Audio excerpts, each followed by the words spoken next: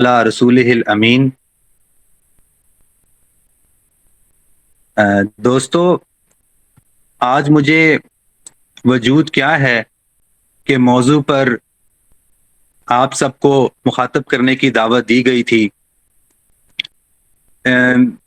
इससे पहले कि मैं इस मौजू पर गुफ्तगू का आगाज़ करूँ, मैं आपके सामने चंद मारूज़ात पेश करना चाहता हूँ। जो अहबाब मुझे बैठक के तवज्जुह से जानते पहचानते हैं, हमारा एक सिलसिला है जिसे हम बैठक का उन्वान देते हैं, और आज उसी सिलसिले में यूँ समझ लें कि 12वीं नशिस्त है।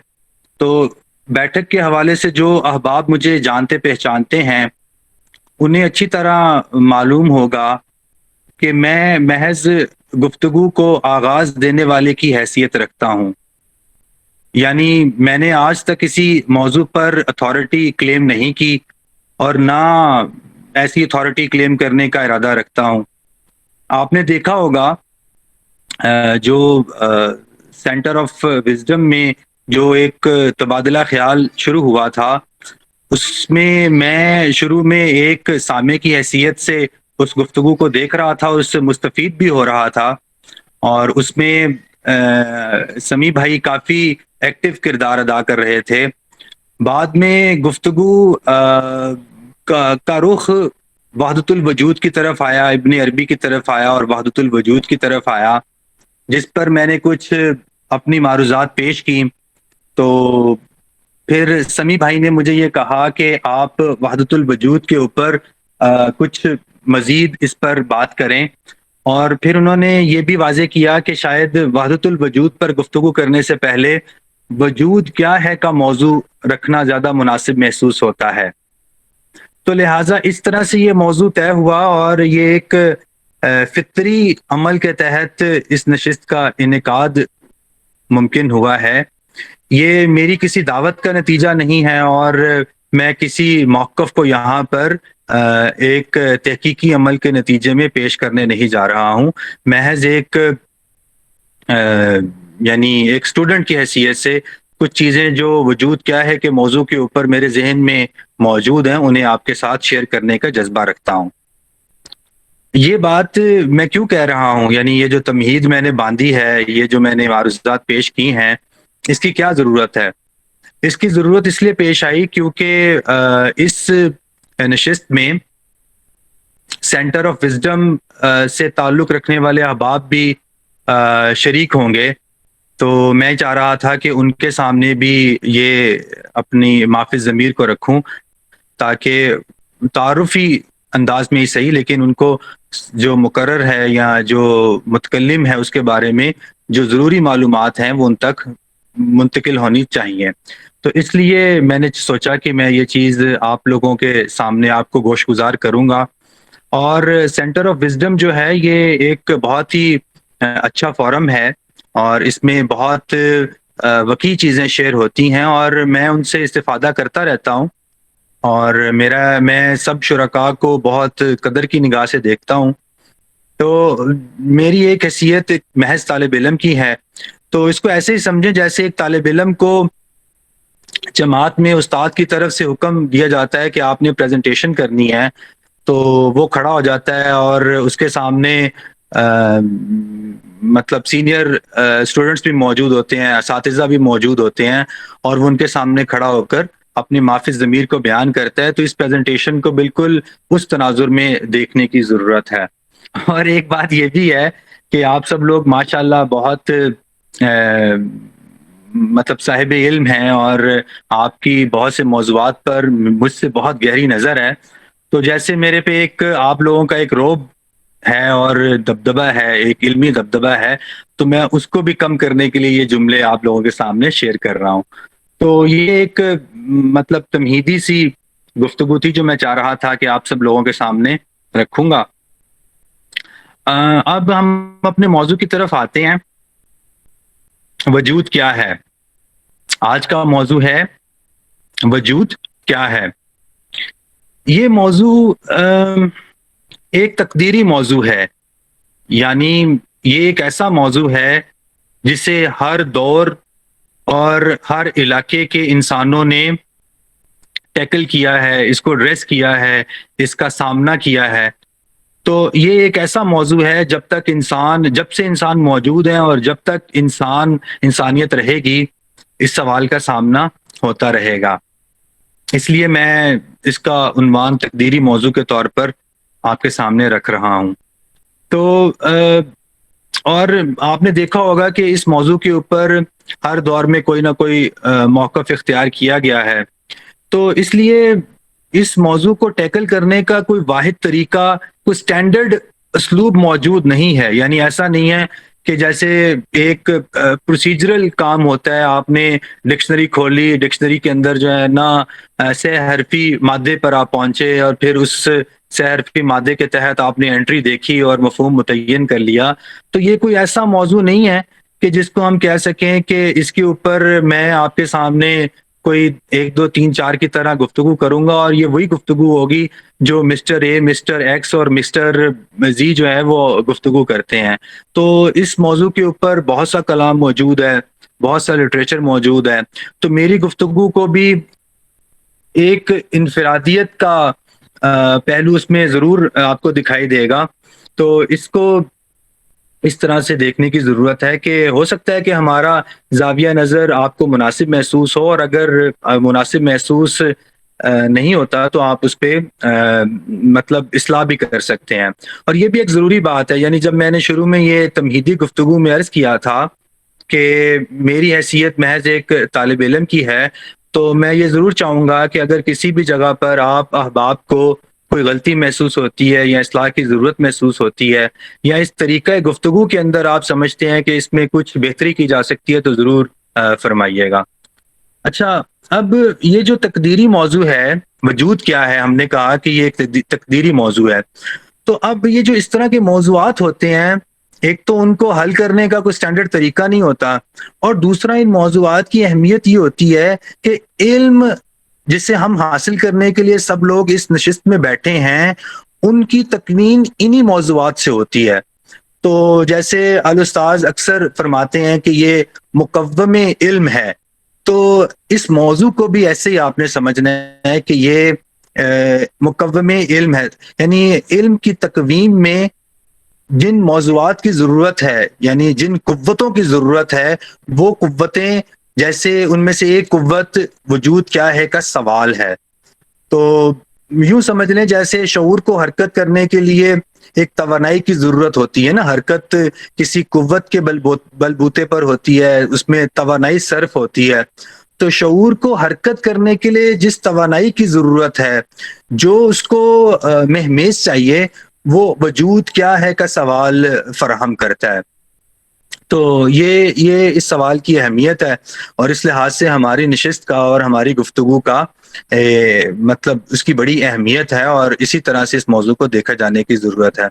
تو اگر آپ میں سے کچھ احباب یہ فرمانا چاہیں کہ مطلب وجود کیا ہے کی طرح کے کچھ اور سوالات، just to make it more interactive, مجھے اگر تھوڑا سا اندازہ ہو جائے کہ آپ لوگ میرے ساتھ فالو کر رہے ہیں، تو اگر آپ احباب میں سے کوئی یہ بتانا چاہے کہ جیسے وجود کیا ہے، مقوم علم ہے، اس طرح کے کچھ اور سوالات جو علم کی تکوین میں یا علم کی تشکیل میں بنیادی اہمیت رکھتے ہیں، بنیادی کردار ادا کرتے ہیں، وہ سوالات کیا ہیں، تاکہ پھر ہم آگے جو ہے اپنے گفتگو کو لے کر چل سکیں. جی جہانگیر بھائی، اس سے جو ذہن میں آتا ہے مزید سوالات وہ ہیں کہ علم کیا ہے، وجود کیا ہے. میں جب آگے تشکیل پیدا ہوئی تو پھر یہ سوال اٹھا کہ علم کیا ہے. تو اسی طرح سے اگر ہم سوکریٹس کو دیکھیں تو اس نوعیت کے سوالات کہ عدل کیا ہے یا حسن کیا ہے، یہ تمام سوالات اسی نوعیت کے ہیں جو کنسیپچول ہیں، اور ان کو ہم ایک ہی کیٹیگری میں لا سکتے ہیں. وہ کہ ان کا جو نقطۂ آغاز ہے جس سے سب پھوٹتے ہیں، وہ وہی سوال ہے کہ علم کیا ہے. شکریہ سمیع بھائی. میرا یہ خیال ہے کہ آپ نے مکمل بات کی ہے. اس میں جیسے جو ہے نا، اس میں جیسے آپ نے عدل کا، حسن کا اور علم کا عنوان بھی کیا ہے کے ساتھ جوڑا ہے، تو ہم شعور کیا ہے اس کو بھی جوڑ سکتے ہیں. اسی طرح سے خیر اعلیٰ کیا ہے اس کو بھی جوڑ سکتے ہیں. اور خیر اعلیٰ میرا یہ خیال ہے کہ آپ نے سقراط کا نام لیا تو یہ سوال وہاں پر ہمیں دکھائی دیتا ہے. تو یہ جو سوالات ہیں یہ وہ سوالات ہیں جو علم کی تشکیل میں بنیادی اہمیت رکھتے ہیں. تو ہم جیسے بیٹھک کے اندر یونانی فلسفے کا مطالعہ کر رہے ہیں, ہم نے یہ طے کیا تھا کہ ہم ہسٹری آف ویسٹرن فلسفی کو پڑھیں گے, اور اس کا آغاز ہم نے ما قبل سقراط اور پھر سقراط کے دور سے کیا تھا. تو اسی اگر ہم تھیم کو آگے لیتے ہوئے اس گفتگو کو بھی آگے بڑھائیں, وجود کیا ہے کہ گفتگو کو آگے بڑھائیں, تو ہم یہ کہنا چاہیں گے کہ یونانیوں نے وجود کیا ہے کہ سوال کو اپنے علم کی تشکیل میں مکمل صرف کر کے دکھا دیا. یعنی وجود کیا ہے کا سوال کی جو پوری توانائی تھی اس پوری توانائی کو علم کی تشکیل میں یونانیوں نے صرف کیا, اور پھر اس کے نتیجے میں ان کا وہ پورا ڈسکورس سامنے آیا جسے ہم ایک وارث کی حیثیت سے آج دیکھتے ہیں, پڑھتے ہیں, سنتے ہیں اور آپس میں زیر بحث لے کر آتے ہیں. تو انہوں نے بھائیوں جو ڈسکورس تشکیل دیا, یعنی وجود کیا ہے کہ سوال کو سامنے رکھتے ہوئے اس کو اپنا بنیادی ہدف بناتے ہوئے اور اس کے تحت یعنی اپنے تمام علمی اہداف کو اس سوال کے تحت رکھتے ہوئے جو ڈسکورس تشکیل دیا, اس کا جو واحد محتوا تھا وہ تصور وجود تھا, یعنی تصور وجود تک پہنچنا. تو جیسا کہ آپ میرے سے بہت زیادہ اچھی طرح جانتے ہیں کہ کلاسیکل فکر اور ماڈرن فکر میں بنیادی فرق اسی سوال سے پیدا ہوا ہے. ابھی سمیع بھائی نے کہا کہ بعد میں یہ سوال سامنے آیا کہ علم کیا ہے, تو یہ جو بعد میں جو آیا علم کیا ہے کا سوال, تو یہی اصل میں ماڈرن ایرا کا آغاز ہے. ہماری نظر میں جو ماڈرن ایرا ہے اس میں جدید دور کے اندر علم کیا ہے کہ سوال نے بنیادی اہمیت اختیار کر لی. یہ ہم نہیں کہہ رہے کہ علم کیا ہے کا سوال کلاسیکل دور میں موجود نہیں تھا, اور نہ ہم یہ دعویٰ کر رہے ہیں کہ وجود کیا ہے کا سوال جدید دور میں یعنی یہ اپنی موت مر چکا ہے. یہ نہیں ہم کہہ رہے, ہم یہ کہنا چاہ رہے ہیں کہ تفوق کسے حاصل ہے, یعنی فوقیت کس سوال کو دی جاتی ہے. تو یہ بنیادی چیز ہوتی ہے کہ آپ کس سوال کو بنیادی اہمیت دیتے ہیں اور باقی سوالات کو آپ ثانوی پوزیشن پر رکھتے ہیں. تو کلاسیکل فکر میں اور ماڈرن فکر میں جو بنیادی فرق ہے وہ انہی دو سوالوں کے نتیجے میں سامنے آتا ہے. وجود کیا ہے کلاسیکل فکر کا محتوا ہے, اور علم کیا ہے جدید فکر کا کانٹینٹ ہے. تو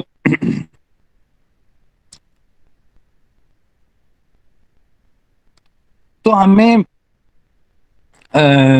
وجود کیا ہے کہ سوال سے بننے والی یونانیوں کی فکری کائنات میں بہت تنوع دکھائی دیتا ہے. یعنی اب ہم یونانیوں کی فکر کے بارے میں بات کر رہے ہیں اور ان کی تاریخ کو دیکھنا چاہیں گے کہ انہوں نے وجود کیا ہے کہ سوال کو کس طرح سے سمجھا اور کس طرح سے حل کیا. تو جب ہم ان کی فکری کائنات میں جہانگیر بھائی میں یہاں ذرا روکنا چاہوں جی گا آپ کو. ایک طالب علم کے ذہن میں جو چیز آ سکتی ہے, آگے آپ ظاہر تفصیل میں جائیں گے, وہ یہ کہ یہ سوال اٹھا کیوں, یہ سوال پیدا کیوں ہوا. جی بالکل, اس سوال کو جو ہے نا ہم تھوڑا سا آگے بھی دیکھتے ہیں. اصل میں دیکھیں جو کثرت ہے نا, کثرت کی یعنی جو موجودات کثیر ہیں, تو اصل میں موجودات کی جو آبزرویشن ہے یہ مجھے تسلی فراہم نہیں کرتی. موجودات کی اصل تک میں پہنچنا چاہتا ہوں, ان کی حقیقت کو جاننا چاہتا ہوں, اور میں یہ جاننا چاہتا ہوں کہ جو کچھ نظر آ رہا ہے, واقع میں جو کچھ نظر آ رہا ہے, کیا حقیقت میں بھی یہ ایسے ہی ہے. تو یہ جو میری جستجو ہے حقیقت تک پہنچنے کی, یعنی موجودات کی حقیقت تک پہنچنے کی, ان کی اصل تک پہنچنے کی, تو وہاں سے یہ سوال جو ہے اپنی تشکیل حاصل کرتا ہے. تو ہم اس کو جیسے جو ہے نا, میں تھوڑی دیر میں وجود کیا ہے کہ سوال کو مزید کھولوں گا, کیونکہ اس کو کھولے بغیر اس سوال کو حل نہیں کیا جا سکتا. تو امید ہے کہ جب ہم اس سوال کو کھولیں گے نا، یعنی وجود کیا ہے کے اندر کون سے ضمنی سوالات چھپے ہوئے ہیں، تو ہمیں معلوم ہوگا کہ اس سوال کو اٹھانے کی توجہ کیا ہے. تو میں یہ عرض کر رہا تھا کہ وہاں پر ہمیں ایک فکری اور نظریاتی تنوع دکھائی دیتا ہے، اور یہ نظریاتی تنوع ہمیں اس بات کی آگاہی فراہم کرتا ہے کہ وجود کیا ہے کا سوال اپنی بنیاد میں، اپنی ساخت میں بالکل قطعی ہے، اور جو اس کے جوابات ہیں وہ ضمنی ہیں. یعنی انسانی علم کی ساخت ہی ایسی ہے، ہمارے سوالات ہمارے مسلمات ہیں، ہم ان مسلمات کا وارث کی حیثیت سے سامنا کرتے ہیں. اور یوں سمجھ لیں کہ جیسے اگر ہم تھوڑا سا منفی اسلوب میں کہیں تو ہمارا ہر جواب ہمیں غیر مطمئن رکھتا ہے. یعنی سوال، تقدیری سوالات یا ہمارے جو قطعی سوالات ہوتے ہیں وہ اس طرح کے ہوتے ہیں کہ جب بھی کوئی ان کا جواب دیا جاتا ہے اور کچھ جوابات کو ہم آگے دیکھیں گے تو وہ جوابات ہمیں غیر مطمئن رکھتے ہیں. اور یہ جو غیر مطمئن رکھنے والی بات ہے، اسی کو میں ضمنیت کا عنوان دے رہا ہوں. تو سوال ہمارا قطعی ہے، اور میرا یہ خیال ہے کہ اس بات کو سمجھنا علم کیا ہے کہ سوال کے اندر ہمیں معاون ہو سکتا ہے. بہرحال تو جیسے ہم یونانیوں کی بات کر رہے تھے، تو یونانیوں نے سوال کی بنیاد پر کئی مواقف پورے کر و فر کے ساتھ کھڑے کر کے دکھا دیے. آپ نے نیچرل فلسفیوں کا سنا ہوگا. نیچرل فلاسفرز کی روایت شاید تالیس سے شروع ہوتی ہے. تالیس اور اس کے شاگردوں نے وجود کی حقیقت دریافت کرنے کی کوشش کی، یعنی جو کچھ فطرت کے مظاہر میں ظاہر ہے اس کی حقیقت کیا ہے. تو جب یہ سوال میرے سامنے آتا ہے نا، یعنی جو سمیع بھائی نے بھی ابھی تھوڑی دیر پہلے فرمایا کہ میں اس سوال تک پہنچتا کیسے ہوں، تو جیسے تالیس نے یہ سوچا، اس کے ذہن میں یہ سوال پیدا ہوا کہ فطرت کے مظاہر میں جو کچھ ظاہر ہے اس کی حقیقت کیا ہے. تو جب اس نے اس کی حقیقت کے پیچھے جانے کی جستجو کی کوشش کی تو یہ سوال اس کے روبرو تھا. اور میرا یہ خیال ہے کہ یہ جو وجود کی حقیقت ہے یہ ایک اہم تعبیر ہے. یعنی وجود کیا ہے، وجود کیا ہے کا سوال اصل میں وجود کی حقیقت کیا ہے کا سوال ہے. یعنی اگر میں اس سوال کو تھوڑا سا تفصیل دوں، وجود کیا ہے کہ سوال کو تھوڑا سا تفصیل دوں، تو یہ سوال وجود کی حقیقت کیا ہے کا سوال بن جاتا ہے. تو یہ چیز جو ہے نا وہ سامنے آتی ہے. تو اگر ہم اس سوال کو تھوڑا سا کھولیں تو اسے ہم دو حصوں میں تقسیم کر سکتے ہیں. یعنی اس کو جو ہے نا ہم یہ کہہ سکتے ہیں کہ اس سوال کے اندر دو بنیادی سوالات چھپے ہیں، کیونکہ ہم نے ان سوالوں کے جواب ڈھونڈنے ہیں اور ہم نے یہ دیکھنا ہے کہ ان سوالوں کے کیا جواب دیے گئے ہیں. تو پہلے ہم اپنے سوالات متعین کر لیتے ہیں تاکہ ہم ان کے جوابات تک پہنچنے کی کوشش کریں. تو پہلا سوال جو ہے وجود کیا ہے کہ اندر وجود کی حقیقت کیا ہے، یہ چھپا ہوا ہے. یعنی وجود کی حقیقت کیا ہے، یہ سوال وجود کیا ہے کے اندر پوشیدہ ہے. اور دوسرا جو سوال اسی سوال کے اندر پوشیدہ ہے وہ یہ ہے کہ وجود کی اصل یا موجودات کی اصل کیا ہے. یعنی ان کا مرجع کیا ہے، ان کا ماخذ کیا ہے، یہ کس اصول سے یہ پھوٹے ہیں. تو جب ہم اصل کی جستجو کرتے ہیں تو وجود کیا ہے کا سوال سامنے آ جاتا ہے، اور جب ہم وجود کی حقیقت کو جاننے کی کوشش کرتے ہیں تو وجود کیا ہے کا سوال سامنے آ جاتا ہے. تو یہ وہ دو سوالات ہیں جو میری نظر میں، میری ناقص رائے میں اس وجود کیا ہے کہ سوال کے اندر چھپے ہوئے ہیں. تو یہ جو پہلا سوال ہے نا وجود کی حقیقت کیا ہے، تو اس کو جو ہے نا تھوڑا سا مزید بھی ہم الیبوریٹ کر سکتے ہیں.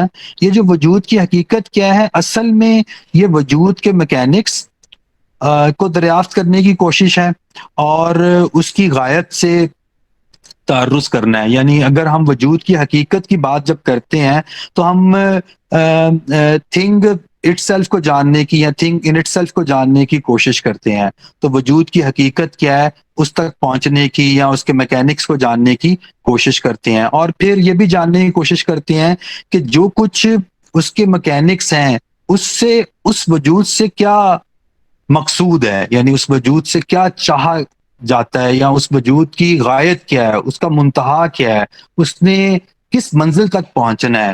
تو اس کی طرف جو ہے نا وہ اشارہ ہوتا ہے. اور دوسرا جو سوال ہے وجود کی اصل یا موجودات کی اصل کیا ہے، اس کو بھی ہم مزید کھول سکتے ہیں. وہ یہ ہے کہ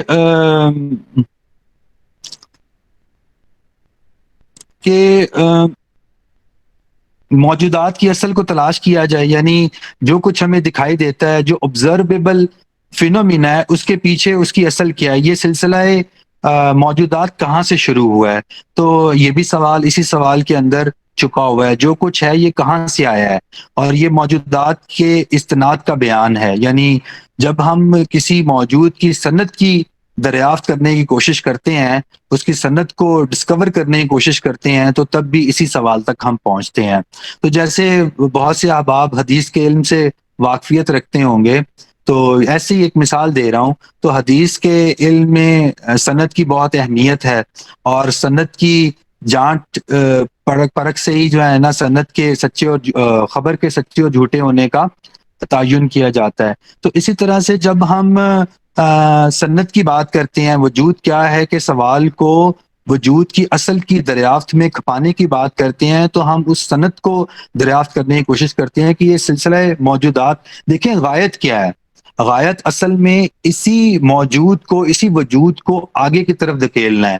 تو جب ہم غایت کی بات کرتے ہیں تو ہم اس کو آگے کی طرف لے کر جاتے ہیں، اور جب ہم سند کی بات کرتے ہیں، ہم استناد کی بات کرتے ہیں، تو ہم یا اصل کی بات کرتے ہیں، تو ہم اس وجود کو پیچھے کی طرف دھکیلتے ہیں. تو یہ دونوں سوالات جو ہیں، اس وجود کیا ہے کہ سوال کے اندر چھپے ہوئے ہیں، اور ان کے جوابات دینے کی ضرورت ہے. یعنی یہ جو دو سوال تھے، دونوں سوالوں کو میں نے اس طرح سے جو ہے نا وہ واضح کرنے کی کوشش کی ہے. اور میں چاہوں گا کہ میں ان سوالوں کو تھوڑا سا نا سمرائز بھی کر دوں، تاکہ ہم پھر ان کو دیکھتے ہوئے آگے بڑھ سکیں. تو پہلا جو ضمنی سوال وجود کیا ہے کہ سوال کے اندر چھپا ہوا ہے نا، امید ہے کہ آپ مجھے بہت اچھی طرح فالو کر رہے ہوں گے.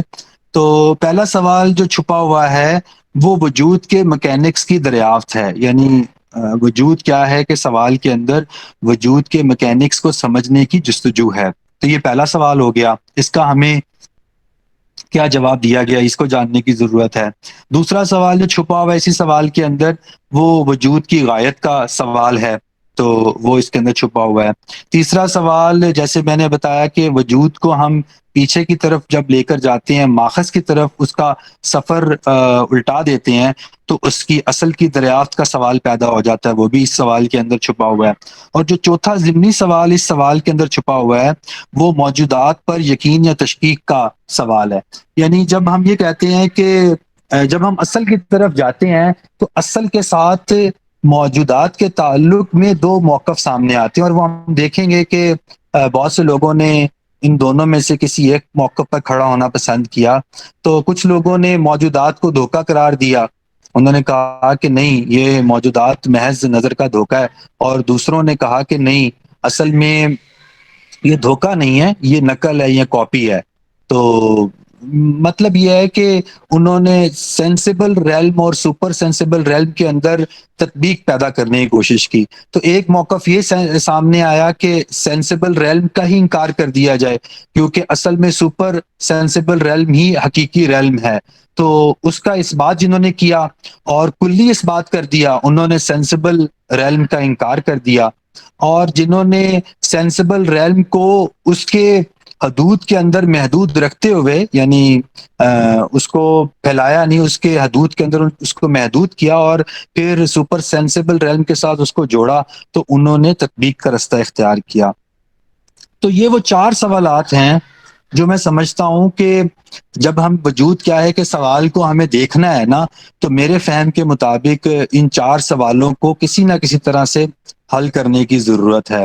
تو ویسے تو یہ سہ لفظی جو ہے نا وہ سوال ہے، لیکن اصل میں یہ بہت ہی بڑا سوال ہے، اور اس سوال کے اندر بہت سے سوالات چھپے ہوئے ہیں، اور ہم ان سوالوں کو ان سوالوں میں مزید اضافہ بھی کر سکتے ہیں. اچھا، تو ایک چیز جو میں سمجھتا ہوں کہ ہمارے ان سوالوں کے فہم میں ہماری معاون ہو سکتی ہے، وہ یہ ہے کہ یونانیوں کا یوں سمجھ لیں کہ ایک مسلمہ تھا کہ کثرت، تنوع، اختلاف اور انتشار علم کے رستے کی رکاوٹیں ہیں. تو سمیع بھائی نے بھی جو سوال پیش کیا تھا تو میرے ذہن میں اس کا جو جواب آتا ہے وہ یہی ہے کہ جب ہم کثرت کو، تنوع کو اور چیزوں کے باہمی اختلاف کو، ان کے تضادات کو اور ان کو منتشر دیکھتے ہیں تو ہمارے ذہن میں یہ سوال پیدا ہوتا ہے کہ اس انتشار کے پیچھے کیا یہ انتشار ہی حقیقی ہے؟ یعنی ایک یہ بھی جواب ہو سکتا ہے کہ یہ جو کچھ تنوع ہے، اختلاف ہے، انتشار ہے، اسی کو قبول کر لو. تو ایسے لوگ بھی موجود ہیں، آج بھی موجود ہیں، جو کہتے ہیں کہ اسی کو ہمیں قبول کر لینا چاہیے اور پھر اس کے اندر کسی طرح کی وہ آرڈرنگ کرنے کی کوشش کرتے ہیں. ایک دوسرا موقف جو ہے جو یونانیوں کا پیراڈائم تھا، دیکھیں ابھی ہم بات یونانیوں کی کر رہے ہیں، تو یونانیوں کا جو پیراڈائم تھا وہ بالعموم یہ تھا کہ وہ انتشار کو آرڈر کرنے کا، اختلاف کو رفع کرنے کا اور کثرت کو وحدت پہ استوار کرنے کا منہج رکھتے تھے. تو وہ یہ چاہتے تھے کہ وہ اس کو نا کسی طرح سے وہ دور کریں اور ایک ایسی وحدت تک پہنچیں، کسی ایسے اصول کا اس بات کریں جس کے نتیجے میں یہ سب کچھ آرڈرڈ ہو جائے، تو اس میں ایک نظم پیدا ہو جائے. تو اس لیے جو ہے نا یہ ان کا ایک پیراڈائم ہے اور اس پیراڈائم کو اپنے سامنے رکھنا، ان کے جوابات کو، ابھی ہم نے 4 سوالات متعین کیے ہیں نا، تو میں نے آپ کے سامنے ان 4 سوالات کو رکھا، تو ہم نے ان 4 سوالات کو متعین کیا ہے. تو اب ہم ان کے جوابات کو دیکھنے کی کوشش کریں گے اور پھر جو جواب آپ کو بہتر لگے گا آپ اس میں سے اختیار بھی کر سکتے ہیں. لیکن ان کے جوابات کو دیکھنے میں جو چیز کارگر ہو سکتی ہے، کارآمد ہو سکتی ہے اور فائدہ مند ہو سکتی ہے آپ کے لیے، یعنی معاون ہو سکتی ہے، وہ یہ چیز تھی جو میں چاہ رہا تھا کہ آپ کی گوش گزار کر دوں.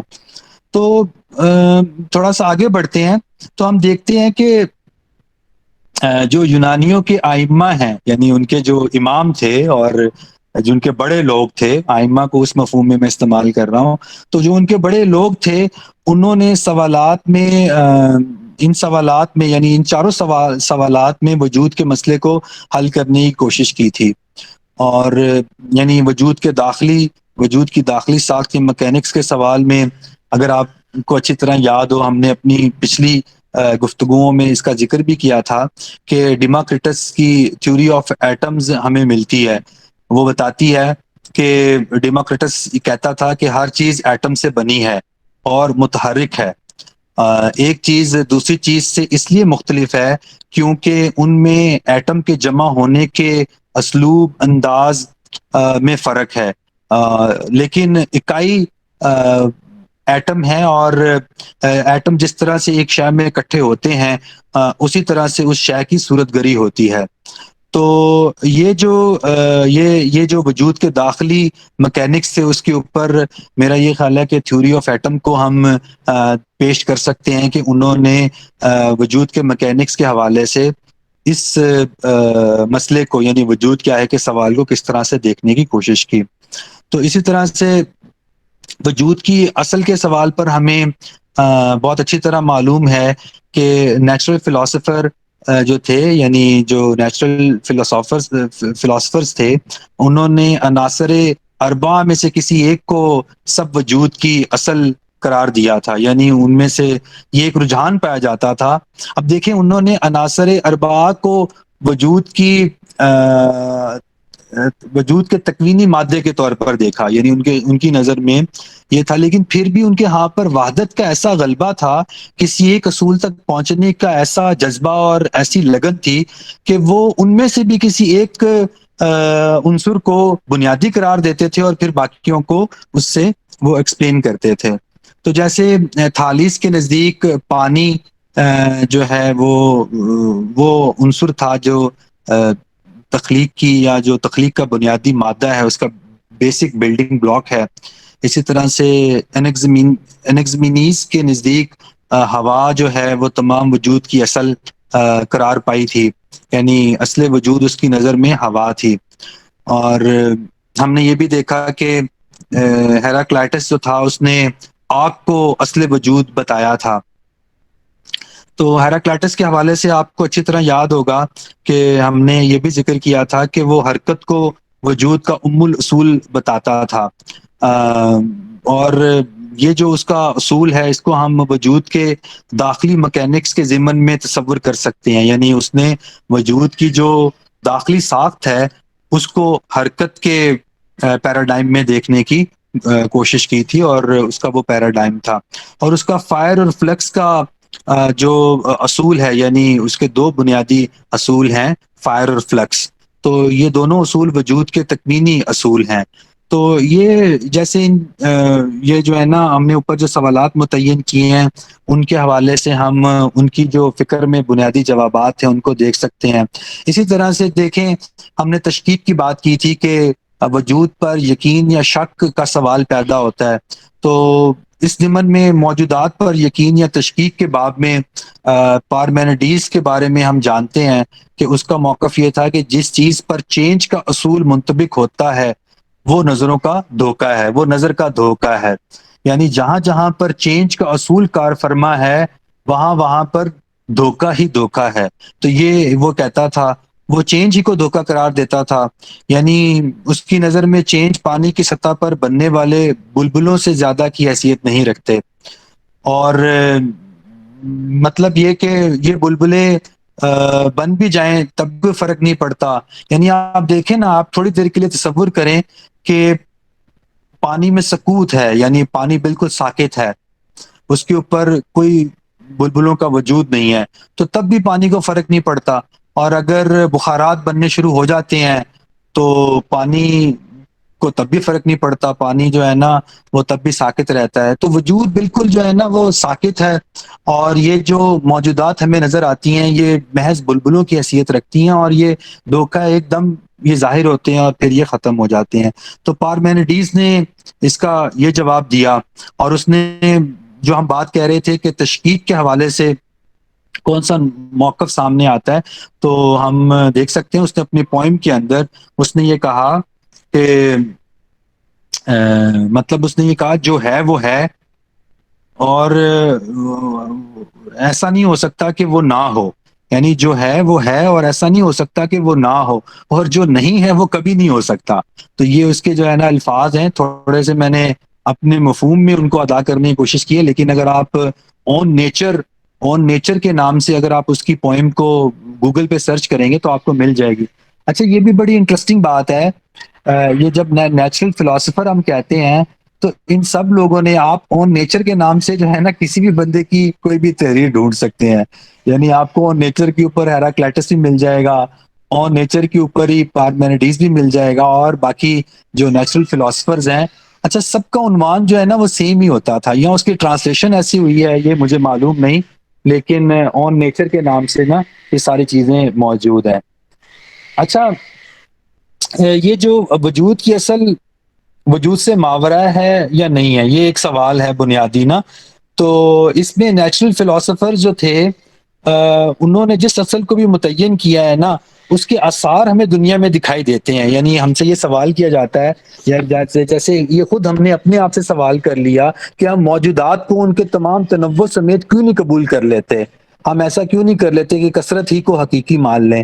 تو اس پہ جو ہے نا نیچرل فلاسفر جو تھے ایک دوسرے موقع پر کھڑے تھے، تو وہاں پر جیسے میں نے آپ کے سامنے پہلے بھی عرض کیا کہ وہ ان عناصر اربعہ میں سے بھی کسی ایک عنصر کو پوری یعنی وجود کی تشکیل میں بنیادی اہمیت دیتے تھے۔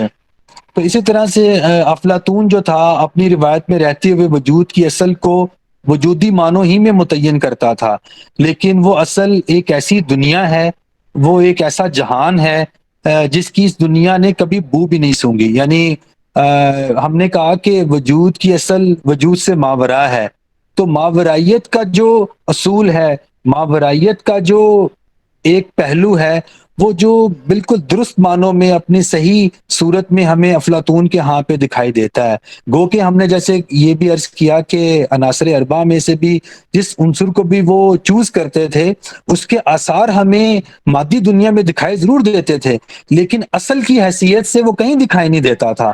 یعنی اگر میں یہ کہوں کہ مجھے لکڑی میں سے مٹی یعنی درخت میں سے مٹی کو نکال کے دکھا دو، تو ایسا نہیں ہو سکتا کہ مٹی کو جو ہے نا وہ نکالا جا سکے، درخت کو ہم کاٹیں گے وہ لکڑی ہوگی، اور لکڑی ہو سکتا ہے بعد میں مٹی ہو جائے یا مٹی ہی سے اس کی تشکیل ہوئی ہو، تو مٹی کے آثار ضرور موجود ہیں۔ تو جب آثار کی حیثیت میں وہ دکھائی دیتی ہے اور اصل کی حیثیت میں وہ نہیں دکھائی دیتی، تو اس کا بھی یہ مطلب ہے کہ اصل ماورا ہے۔ تو یہ میں کہنا چاہ رہا تھا۔ لیکن جب ہم افلاطون کی طرف آتے ہیں تو افلاطون جس اصل کو دریافت کرتا ہے اور جس اصل کو بنیاد بناتا ہے وہ ہے نیچرل فلسفی کی روایت میں وجودی معنوں میں، یعنی وہ کوئی مینٹل کانسیپٹ نہیں ہے. یعنی یہ چیز ہمیں سمجھنے کی ضرورت ہے، کیونکہ جب ہم جدید دور میں اور مابعد جدید دور میں داخل ہوں گے تو وجود کی جو بنیادی ساخت ہے وہ کنسیپچول بھی دکھائی دیتی ہے. لیکن جب ہم یونانیوں کو دیکھتے ہیں تو یونانی اصل میں وجود کو ماورا مانتے ہوئے بھی اس کو وجودی معنوں میں دیکھتے ہیں. تو جو افلاطون کا جو ورلڈ آف آئیڈیاز ہے وہ پوری ایک دنیا ہے، پورا ایک جہان ہے جہاں پر اس دنیا کی اصل موجود ہے. تو ہمیں یہ جواب وہاں پہ دکھائی دیتا ہے. ہم نے ایک سوال جو متعین کیا تھا وجود کی غایت کے اعتبار سے تھا کہ وجود کی غایت کیا ہے. یعنی جب ہم مکینکس کو دریافت کرتے ہیں، ہم وجود کی حقیقت تک پہنچتے ہیں تو وجود کی منتہا یا اس کی جو تکمیلی صورتیں ہیں ان کا سوال بھی ذہن میں پیدا ہوتا ہے. تو اس حوالے سے جب ہم یونانیوں کو دیکھتے ہیں تو انہوں نے اس پر بھی کلام کیا ہے. اور ہمیں سقراط جیسے سقراط یہ کہتا ہے کہ وجود کی اخلاقی تکمیل ہی وجود کی غایت ہے. یعنی وجود میں تزکیہ و تطہیر کے دائیات رکھے گئے ہیں. وہ یہ کہتا ہے کہ جب ہم اپنی فطرت میں جھانکتے ہیں، اپنے اندر دیکھنے کی کوشش کرتے ہیں تو ہمارے اندر ایک جیسے باقی دائیات موجود ہیں اسی طرح سے ایک دائیہ تزکیہ و تطہیر کا موجود ہے. تو یہ جو تزکیہ و تطہیر کا دائیہ ہے یہ اصل میں وجود کی غایت کو ڈٹرمن کرتا ہے. اور اس دائیے کا مقصد یہ ہے کہ ہم اپنی اصل کے قریب تر ہو سکیں. یعنی یہ جو ورلڈ آف آئیڈیاز ہے یہ پرفیکٹ ہے، اور ورلڈ آف مینیفیسٹیشن جو ہے جس دنیا میں ہم جی رہے ہیں یہ ورلڈ آف مینیفیسٹیشنز ہے. تو ورلڈ آف مینیفیسٹیشن ناقص ہے، ورلڈ آف آئیڈیاز پرفیکٹ ہے. یہ دونوں کا فرق ہے. تو وہ یہ کہتا ہے کہ یہ جو ہمارے ورلڈ آف مینیفیسٹیشن کی فطرت میں جو دائیہ رکھا ہے، یعنی یہاں پر جو موجودات ہیں ان کی فطرت میں جو دائیہ موجود ہے وہ دائیہ یہ ہے کہ ہم ورلڈ آف آئیڈیاز کی تکمیلی صورتوں تک اپنے آپ کو پہنچانے کی کوشش کریں. تو ہماری زندگی کا مقصد ہی یہ ہونا چاہیے. یعنی جب ہم اس دنیا میں آتے ہیں تو ہم اس دنیا میں اس مقصد کے تحت آتے ہیں. اللہ تعالی ہمیں یہاں پر اس لیے بھیجتے ہیں کہ ہم تزکیہ و تطہیر کے نتیجے میں پرفیکٹ ہو سکیں، اور اگر پرفیکٹ نہیں ہو سکتے تو ہم اس پرفیکشن کے قریب پہنچ جائیں جتنا ہم قریب پہنچ سکتے ہیں. تو یہ جو غایت کے حوالے سے ہمیں وہاں پہ یہ جواب دکھائی دیتا ہے. تو یہ جیسے گفتگو کا ایک پہلو جو ہے نا وہ میں مکمل کر چکا ہوں. تو دوسرے پہلو کی طرف میں بڑھنا چاہ رہا ہوں، وہ ہے کہ ہمارے پاس وجود کے فہم میں ماخذ کیا ہیں. تو اگر آپ کی اجازت ہو تو میں اس یعنی جز الف ہم کمپلیٹ کر چکے ہیں، جز بے کی طرف میں بڑھنا چاہ رہا ہوں. اور وہ جز بے یہ ہے کہ ہم وجود کے فہم میں جو ہمارے پاس ماخذ ہیں ہم ان کے اوپر بات کریں. اور پھر میں تھوڑا سا یہ بھی بتانا چاہوں گا کہ کلاسیکل فکر اور جدید اور مابعد جدید فکر کے مباحث میں جو بنیادی اختلاف ہے وجود کیا ہے کے حوالے سے وہ کیا ہے اس کو بھی میں ذکر کرنا چاہوں گا. تو اگر جی جہانگیر بھائی، اچھا یہ ہے کہ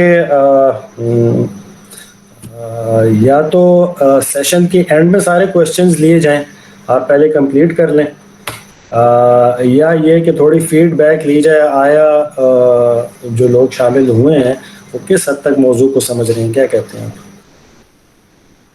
جی دونوں مناسب باتیں ہیں، ان میں سے کسی ایک کو بھی اختیار کیا جا سکتا ہے. لیکن میں یہ بتانا چاہوں گا کہ ابھی جو اگر آپ گفتگو کو ختم کرنے کا ارادہ رکھتے ہیں تو شاید 10 منٹ کا وقت درکار ہوگا. تو اگر آپ گفتگو کو جاری رکھیں گے تو 10 منٹس درکار ہوں گے، اور پھر اس کے بعد سوالات لیے جا سکتے ہیں. ادروائز ہم سوالات تک ابھی جا سکتے ہیں. نہیں ٹھیک ہے، پھر آپ میرے خیال میں گفتگو کمپلیٹ کیجیے اپنی. ٹھیک ہے جی، بہت شکریہ. تو گفتگو کے سلسلے کو آگے بڑھاتے ہیں. اس میں ہم بنیادی ماخذ کی بات کر رہے تھے، تو میری نظر میں وجود کے فہم میں نا 3 ماخذ ہیں. ایک یہ ہے کہ ہم کائنات پر غور کریں اور اس سے وجود کو سمجھنے کی کوشش کریں. دوسرا یہ ہے کہ ہم انسان پر غور کریں، یعنی ہم خود اپنے وجود پر غور کریں اور پھر ہم اس غور کے نتیجے میں وجود کی حقیقت اور باقی چیزوں کو سمجھنے کی کوشش کریں. اور تیسرا یہ ہے کہ ہم خود وجود پر غور کریں، یعنی ہم ساری چیزوں سے الگ تھلگ ہو کے تو ہم وجود کیا ہے اس سوال کو اپنا بنیادی ہدف بنائیں اور اس پر غور کرتے ہوئے اپنی دریافتوں کو مکمل کریں. تو یہ 3 اسالیب ہیں جن کو ہسٹری آف یعنی اس کو جو ہے نا آنٹولوجی کہہ لیں، آنٹولوجی کی ہسٹری میں جو ہے نا ان 3 ہی ماخذ کو بنیادی طور پر دیکھا گیا ہے. تو کائنات پر غور کرنے سے جو علم وجود میں آتا ہے اسے ہم کاسمولوجی کہہ سکتے ہیں، اور انسان پر غور کرنے سے جو علم وجود میں آتا ہے اسے ہم سائیکالوجی کہہ سکتے ہیں.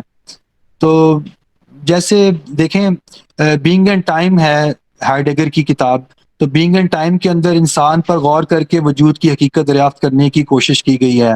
اسی طرح سے بینگ اینڈ نتھنگنیس ہے، وہ بھی میں اسی قبیل میں شامل کروں گا. اور یعنی وجود پر غور جو ہے وہ آنٹولوجی ہے، یعنی کاسمولوجی ہو گیا، سائیکالوجی ہو گیا اور آنٹولوجی ہو گیا.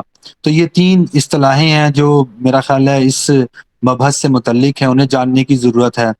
لیکن ہوتا کیا ہے، میں یہ جو اصطلاحیں ہیں یہ کیوں آپ کے سامنے رکھ رہا ہوں، یعنی ہوتا کیا ہے، ایسا نہیں ہوتا کہ کسی ایک ڈسپلن کو یا ایک ماخذ کو سامنے رکھتے ہوئے پورا ورلڈ ویو یا پوری تھیوری آف بینگ جو ہے نا وہ ڈٹرمن کر لی جائے. ہوتا یہ ہے کہ اس میں کچھ کمبینیشنز وغیرہ کریٹ کیے جاتے ہیں. تو جیسے یعنی بعض تصورات کاسمو آنٹولوجیکل ہوتے ہیں اور بعض آنٹو کاسمولوجیکل ہوتے ہیں.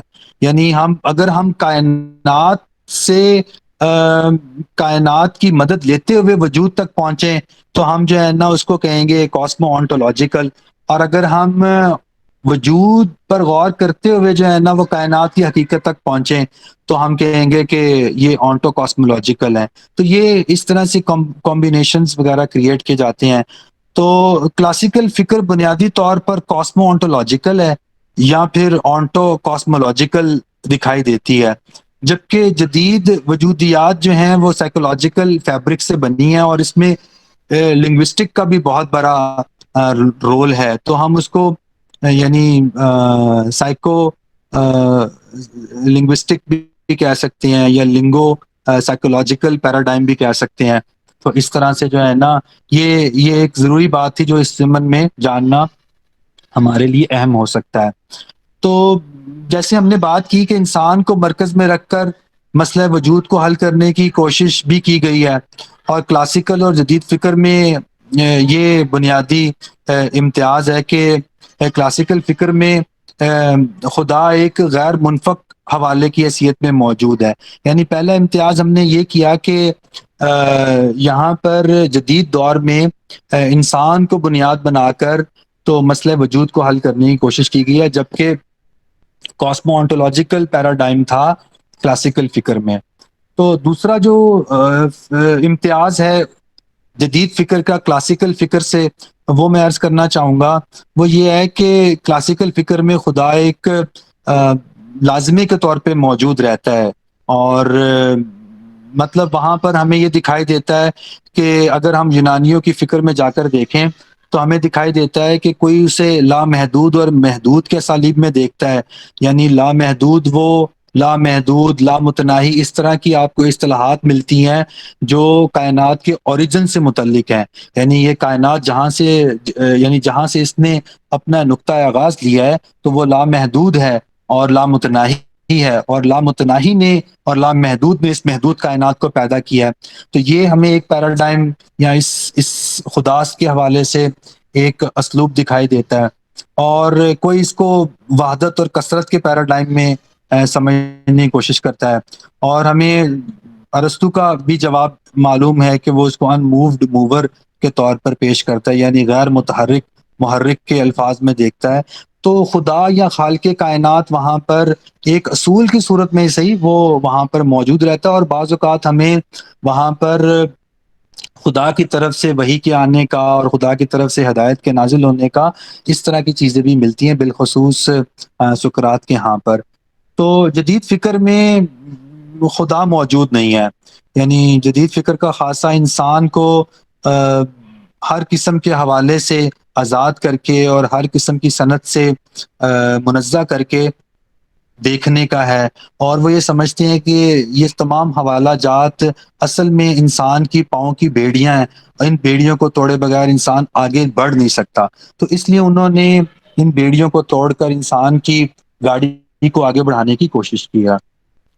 تو ماں بعد جدید فکر میں انسان بھی حوالے کے منصب سے معزول دکھائی دیتا ہے، مطلب وہاں پر جو ہے نا ہم یہ کہیں گے کہ ماں بعد جدیدیت میں وجود کا سائیکو لنگوسٹک پیراڈائم ہے، اور ماں بعد جدیدیت میں وجود محض ایک بیان ہے، یعنی وجود اپنی تشکیل میں زبان پر منحصر ہے، لفظ کے معنی فکس نہیں، لہٰذا وجود کا بیان بھی مستقل اور افاقی نہیں۔ تو یہ ماں بعد جدیدیت ہے، یعنی اگر ہم ماں بعد جدیدیت کو ڈیفائن کرنا چاہیں وجود کے حوالے سے، تو آپ جو کچھ وجود کو سمجھتے ہیں وہ لفظوں میں سمجھتے ہیں، اور لفظوں کے چونکہ معنی متعین نہیں ہوتے، ملتوی ہوتے ہیں یا چینج ہوتے رہتے ہیں، تو اس لیے وجود کا کانسٹرکٹ جو ہے، وجود کا جو کانسٹرکٹ ہے وہ بھی بدلتا رہتا ہے، اور وجود کا کوئی کانسٹرکٹ جو ہے نہ وہ آفاقی ہے اور نہ وہ مطلب ماورائے زمان ہے۔ تو اس لیے جو ہے نا یہاں پر یوں سمجھ لیں کہ جو چیز جس اصول کو بعض یونانیوں نے وجود کی بنیادی پراپرٹی کے طور پر دیکھا، یعنی چینج کے اصول کو وجود کی بنیادی پراپرٹی کے طور پہ دیکھا، وہ چینج کا اصول انہوں نے زبان میں جاری کیا، اور پھر زبان ہی کو وجود کا سانچہ بنا دیا، اور اس سانچے میں وجود کو ڈالنا شروع کر دیا۔ تو ماں بعد جدیدیت نے وجود کو اپنے تشکیل اور رد تشکیل کے ایجنڈے کے تحت، اور یہاں اگر کسی کو یہ لفظ اچھا نہیں لگتا تو ہم سیکولر تعبیر بھی اختیار کر سکتے ہیں، انہوں نے اپنے تشکیل اور رد تشکیل کے ہدف کے تحت زبان کی تحویل میں دے دیا، اور اب زبان بھی بدلتی رہے گی اور زبان کا فہم بھی بدلتا رہے گا، جس کے نتیجے میں وجود کا فہم بھی بدلتا رہے گا۔ تو یہ میری طرف سے تھا وجود کے حوالے سے۔ اس پہ اگر کچھ سوالات ہوں یا اس میں کسی جگہ پر کوئی اصلاح کی ضرورت ہو تو آپ فرمائیے۔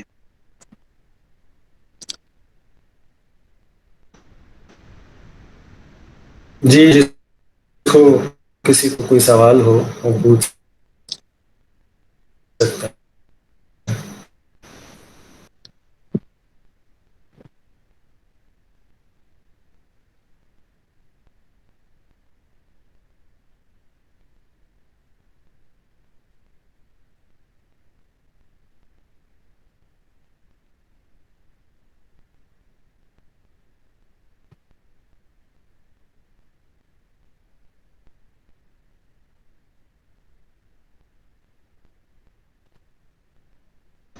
میرے خیال میں شاید وہ اس نوعیت کی پہلی گفتگو تھی، تو وہ لوگ جو ہیں وہ اس سے اپنے آپ کو مانوس ابھی بنا رہے ہیں شاید۔ تو اچھا، اس میں آپ نے جو شروع کیا اس میں ایک دو چیزیں، یعنی جو سوال تھا کہ وجود کیا ہے اور مطلب یہ سوال پیدا کیسے ہوتا ہے، تو اس میں ایک بڑی دلچسپ تھیوری جارج لیکاف نے اپنی کتاب فلاسفی ان دا فلیش میں دی ہے۔ وہ کہتا ہے کہ انسان کو جو مابعد فلسفہ دور کا انسان ہے، اس کو ماقبل فلسفہ دور کے انسان سے 4 فوک تھیوریز ورثے میں ملی ہیں۔ ان میں جو پہلی تھیوری ہے وہ یہ ہے کہ ورلڈ از انٹیلیجبل، یعنی ہم دنیا کو سمجھ سکتے ہیں۔ یہی چیز آپ پھر بعد میں پلیٹو میں بھی دیکھیں گے جب وہ کہتا ہے نالج مسٹ بی پاسبل، کیونکہ ہم دنیا کو جب انسان کا آپ سمجھیں کہ شعور اتنا بیدار نہیں تھا جو کہ مابعد فلسفہ دور میں، تب بھی انسان ظاہر ہے دنیا کو سمجھ رہا تھا اور قدرت پہ دسترس حاصل کر رہا تھا، تو اس کو ایک نیٹ بلیف یہ ملا تھا کہ ہم دنیا کو سمجھ سکتے ہیں، اور یہ سمجھنے کی وجہ جو ہے وہ تھیوری نمبر 2 ہے کہ ہم چیزوں کو جنرلائز کرتے ہیں، کیٹیگرائز کرتے ہیں. یعنی مثال کے طور پر چاہے پتھر کا دور کا ہی انسان ہو، وہ یہ جانتا تھا، چاہے وہ الفاظ پہ اتنی اچھی طرح پٹ نہ کر سکتا ہو، کہ جانور ایک کیٹیگری میں آتے ہیں اور پتھر اور بے جان چیزیں ایک کیٹیگری میں آتی ہیں. ایون نان ہیومن جو لیونگ تھنگز ہیں ان میں بھی یہ شعور ہے. تو ہم جو جنرلائز کرتے ہیں چیزوں کو، جنرلائز کرنے کی صلاحیت جو ہے یہ اور ایز اے تھیوری یہ ہمیں ملی ہے کہ ہم نمبر 1 یہ کہ دنیا ہمارے لیے انٹیلیجبل ہے، نمبر 2 ہم جنرلائز کرتے ہیں. تیسری چیز جو وہ کہتا ہے کہ انسان کو مابعد فلسفہ دور کے انسان کو ورثے میں ملی، وہ یہ ہے کہ there is an essence to ایوری تھنگ. ہر چیز جو بھی ہے وہ اپنے کسی ایسنس کی وجہ سے، جس کو ہم روح کہہ سکتے ہیں، کہ جس کی وجہ سے وہ چیز ہے. جیسے پلیٹو فارم کہتا ہے کہ انسان کی ایک فارم ہے، اس کو یعنی وہ جو استعارہ میٹافر استعمال کر رہا ہے وہ فارم کی ہے، لیکن وہ آپ سمجھیں کہ وہ ایسنس کی بات کر رہا ہے. تو یہ تھیوری آف ایسنس بھی ہم کو ورثے میں ملی ہے. اور لاسٹ چیز جو وہ کہتا ہے، جو چوتھی تھیوری ہم کو ملی ہے ورثے میں، ان سب کو وہ فوک تھیوریز کہتا ہے. یہ 4 فوک تھیوریز وہ کہہ رہا ہے. چوتھی جو ملی ہے وہ این آل انکلوسیو کیٹیگری، کہ مثال کے طور پر تمام ڈاگز جو ہیں وہ کیٹیگری ڈاگ کے اندر آتے ہیں، اور تمام اینیملز کیٹیگری اینیمل کے اندر آتے ہیں، اور پھر اس کے بعد تمام لیونگ بینگز ایک کیٹیگری میں آتے ہیں. پھر اسی طرح میٹر اس سے بڑی کیٹیگری میں آتا ہے. تو there should be an all inclusive category. یہ احساس اور یہ خیال انسان کو قبل فلسفہ دور میں بھی تھا، اور یہی ہماری یہ جو آخری 2 تھیوریز ہیں، یعنی جنرلائزیشن سے پھر ایسنس تک پہنچنا، اور پھر ایک اور انکلوسیو کیٹیگری تک پہنچنے کی خواہش، یہ جو وحدت کوشی ہے، چیزوں کو ایک نقطے تک مرکوز کرنا، تھیوری آف ایوری تھنگ بنانا، یہ چیز سمجھیں کہ انسان کی ذہنی ساخت کا حصہ ہے. یہ چیز میں ایڈ کرنا چاہ رہا تھا.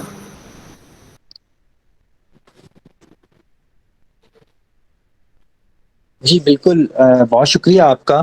اور میرا یہ خیال ہے کہ یہ اس موضوع کے ساتھ بالکل اچھے طریقے سے بات جڑ جاتی ہے، لیکن اس میں تھوڑا سا میں چاہوں گا کہ آپ اس کے اوپر مزید کلام فرمائیں اور یہ بتائیں کہ اس کے نتیجے میں، یعنی یہ وہ تھیوریز ہیں جن تھیوریز کو ہم ایک یعنی انہیریٹنس میں ہم تک یہ تھیوریز پہنچی ہیں، جیسے فوک تھیوریز کا اس نے ان کو نام دیا ہے. تو اس کے نتیجے میں اس نے جو آل انکلوسیو کیٹیگری ہے، یا جو بھی اس کا جو لب لباب ہے، جس جواب تک وہ پہنچا ہے، اس نے جو خود نتیجہ اخذ کیا ہے وہ کیا ہے. یعنی یہ تو تھیوریز ہم نے جو ہے نا ایک وارث کی حیثیت میں موصول کر لیں، اور یہ تھیوریز اپنی جگہ پر ضرور ہوں گی، اور میرا یہ خیال ہے کہ یہ تھیوریز سے زیادہ مسلمات کی حیثیت رکھتی ہیں. تو یہ جو مسلمات ہیں ہمارے، ان مسلمات کو جب ہم بنیاد بناتے ہیں تو وہ جواب وجود کیا ہے، کہ جو جواب ہے وہ ہمیں کیا ملتا ہے.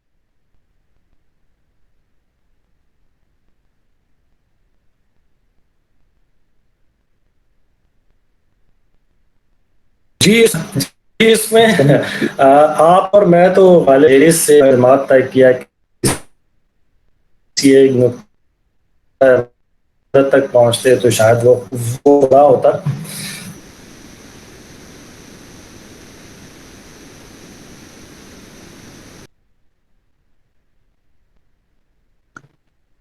سمی بھائی، آپ کی آواز میں رکاوٹ پیدا ہو رہی ہے، آپ کی آواز بریک ہو رہی ہے.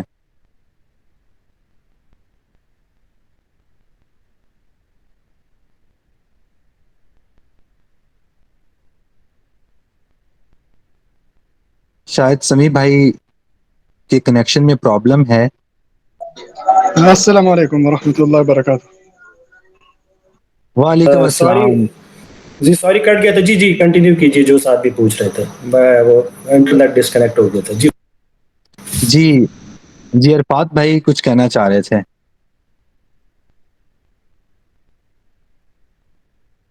جی عرفات بھائی فرمائیے.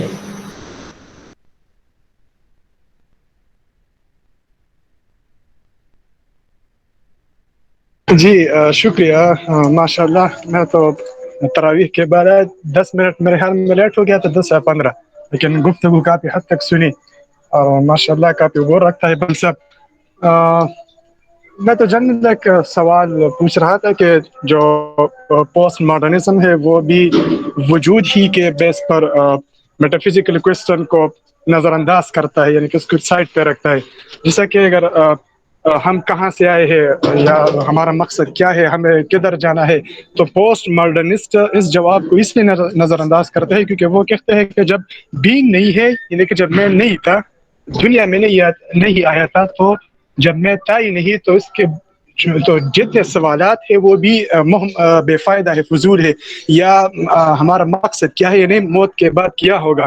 تو وہ کہتا ہے جب ہم ابھی اس مقام تک گئے نہیں ہے، بینگ نہیں ہے، تو لہٰذا یہ سوالات بھی فضول ہے.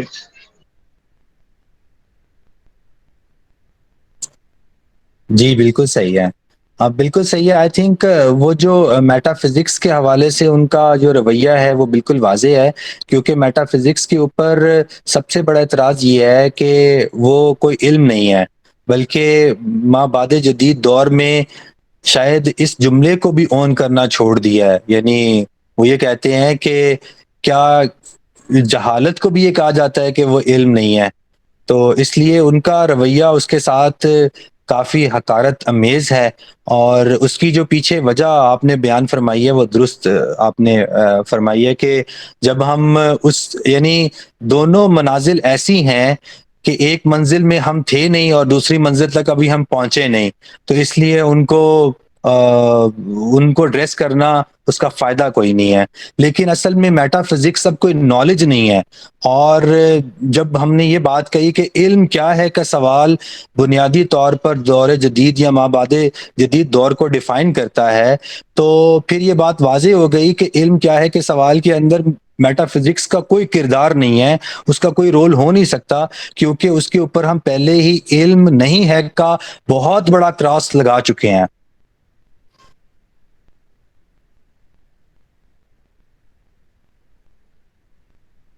جی تھینک یو، جزاک اللہ.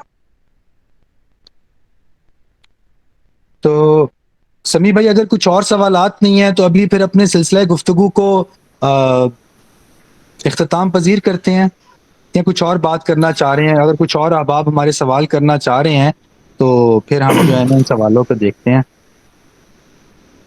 جی بالکل، اگر کسی صاحب کا کوئی سوال ہے، کیونکہ 1 گھنٹہ تقریباً ہو چکا ہے، تو دیکھ لیجئے اگر کسی کا کوئی سوال ہے کسی بھائی کا تو پوچھ لیجئے، نہیں تو پھر ختم کرتے ہیں اس نشست کو آج. جی جہانگیر بھائی، یہ کرکیگاٹ کے سنگل انڈیویجول کا ذکر مطلب یہ بھی وجودیت کے مطلب اس ڈومین میں آتا ہے. جی جی بالکل. اصل میں دیکھیں، یہ جو وجودیت کا مبحث جو ہے ایگزسٹینشلزم کا اوریجن کرکیگارڈ کو تصور کیا جاتا ہے. اگرچہ کرکیگارڈ جو ہے وہ جو وجودیت کے بعد میں معنی لیے گئے اور جس طرح سے سارتر اور باقی ہائیڈگر اور باقی لوگوں نے اس کو ڈیولپ کیا وہ اس سے قدرے مختلف ہے، لیکن اصل میں کرکیگارڈ کے ہاں پر ہمیں وجود کا مسئلہ سب سے بنیادی اور یعنی یہ جو شاید سارتر اس بات تک نہ پہنچ پاتا اگر کرکیگارڈ نہ ہوتا کہ وجود ایسنس پر پرائرٹی رکھتا ہے.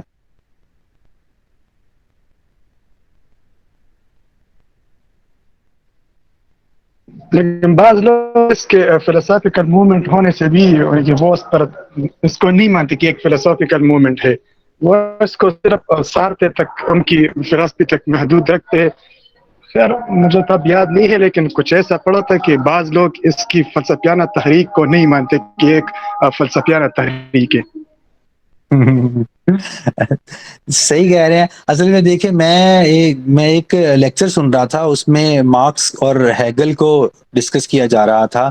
تو وہ صاحب جو تھے وہ کہہ رہے تھے کہ مارکس نا فلاسفر نہیں ہے. تو یہ بس ایک وہ موقف ہوتا ہے جس موقف کو یعنی آپ نے ایک کانسٹرکٹ بنایا ہوتا ہے، اور اس کانسٹرکٹ کے اوپر اگر کوئی پورا نہیں اترتا تو آپ اس کو نفی کا نشان. اصل میں دیکھیں، علم کی تشکیل میں مطلب علم کیا ہے، یعنی یہ چیز جو ہے نا وہ سمجھنے کی ضرورت ہے. جو چیز مجھے مجھ سے جوڑ دے اور دنیا سے جوڑ دے یا خدا سے جوڑ دے، جو پرسپیکٹو ان تینوں چیزوں میں سے کسی چیز کو حاصل کر لے وہ علم ہے. اور اگر وہ کسی مطلب مذہبی متن سے ماخوذ نہیں ہے، حالانکہ مذہبی متن سے ماخوذ علم بھی علم ہی ہے ہماری نظر میں، تو وہ فلسفہ ہے. یعنی میں فلسفے میں اور مذہبی متن میں یہ فرق کرنا چاہوں گا کہ فلسفہ اصل میں عقلی امنگ سے پیدا ہوتا ہے. تو اگر آپ ان تینوں پرسپیکٹو کو، یعنی آپ اپنے آپ سے جڑ جائیں، اس پرسپیکٹو کے نتیجے میں آپ دنیا سے جڑ جائیں یا آپ خدا سے جڑ جائیں، اور یہ پرسپیکٹو عقل کی بنیادوں پر دریافت ہوا ہو، تو وہ علم ہے، وہ فلسفہ ہے. مطلب میرے نزدیک یہ سادہ سی ڈیفینیشن ہے، باقی آپ بہتر سمجھتے ہیں، اور ہو سکتا ہے کہ کچھ لوگ علم کی، فلسفے کی اس کے علاوہ کچھ اور ڈیفینیشن رکھتے ہوں. جی بھائی، آپ کی بات میں سمجھ گیا، لیکن میں نے آپ کو کہا کہ میں نے پڑھا تھا، لیکن اب مجھے یاد ہے کہ وہ جو کیا ہے اسٹینفورڈ انسائکلوپیڈیا ہے میرا غالباً، تو اس میں کچھ اس طرح لکھا تھا کہ یہ فلسفیکل موومنٹ نہیں ہے بلکہ ایک کلچرل موومنٹ ہے، یہ نام دیا تھا انہوں نے. تو باقی آپ کی بات ٹھیک ہے، میں تو اس فیلڈ میں زیادہ نہیں جانتی، اس لیے سوال پوچھا ایک طالب علم کی حیثیت سے. نہیں صحیح ہے، بالکل ٹھیک ہے. تو آپ عرفات بھائی تھوڑا سا بتائیں وجود کیا ہے کہ سوال پر آپ کچھ ارشاد فرمائیں. نہیں، ہم تو اس معاملے میں طالب علم ہے، آپ کو سن رہے ہیں تو کافی کچھ سیکھنے کو ملا، کیونکہ یہ فیلڈ ظاہری بات ہے، انسان ہر ایک فیلڈ میں تو دلچسپی نہیں لے سکتا. تو ماشاءاللہ ابھی پہلے سارتر کو کچھ حد تک پڑھا تھا، لیکن بہت بچپن میں پڑھا تھا، کالج کے زمانے میں، اس وقت ذہن میں، اسکول کے زمانے میں سارتر کی بینگ اور نتھنگنس کس کے ذہن میں آتی ہے، وعلیکم السلام، تو بہت مشکل لگ رہا تھا. اور صرف یہ جان لیا تھا کہ ایسنس کو، بینگ کو پریارٹی حاصل ہے ایسنس پہ، یہی پتا تھا صرف سارتر کے حوالے سے، باقی کچھ خاص نہیں پڑا تھا اس حوالے سے. صحیح ہے. سارتر کے حوالے سے ایک اور صاحب نے بھی سوال کیا تھا، اس پہ تھوڑا سا گزارش کرنا چاہوں گا. میں بھی بہت ڈیپلی نہیں جانتا ان ساری چیزوں کو، اس لیے میں بار بار کہتا ہوں کہ جہاں پر میں غلطی کروں یا جہاں پر بھی ایڈیشن ممکن ہو تو آپ لوگ کر سکتے ہیں. سارتر کے حوالے سے یہ جاننا ضروری ہے کہ سارتر انسانی شخصیت کی جو تحلیل کرتا ہے اس میں 3 شعبے بناتا ہے، یعنی اس کی 3 کیٹیگریز میں ان کو وہ تقسیم کرتا ہے. ایک کو وہ کہتا ہے ان اٹ سیلف، دوسرے کو وہ کہتا ہے فور اٹ سیلف، اور تیسرے کو فور ادرس کا عنوان دیتا ہے.